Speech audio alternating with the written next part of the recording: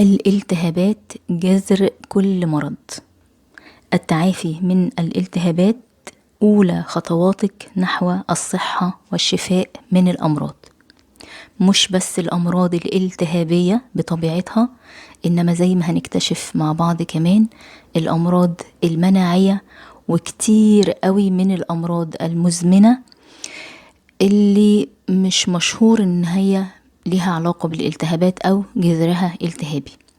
هنعرف مع بعض في ماستر كلاس النهاردة يعني ايه التهابات، ازاي هي جذر الأمراض، ايه أسباب حدوثها، ايه أعراضها وايه تأثيراتها على الجسم، ايه أنواعها، ايه التحاليل اللازمة لقياسها، متى تكون الالتهابات حميدة ومتى تصبح ممرضة، وهل ممكن الالتهابات الحميدة تتحول لالتهابات ممرضة، ايه العلاقة بين الالتهابات وبين القولون وبين المناعة، ونصائح لعلاج هذه الالتهابات.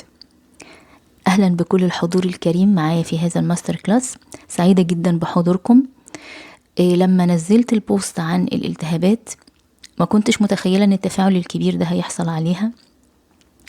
الالتهابات مش موضوع مشهور ولا منتشر، ومش مشهورة أو مش مشهور اللينك أو الرابط بين الأمراض وبين الالتهابات.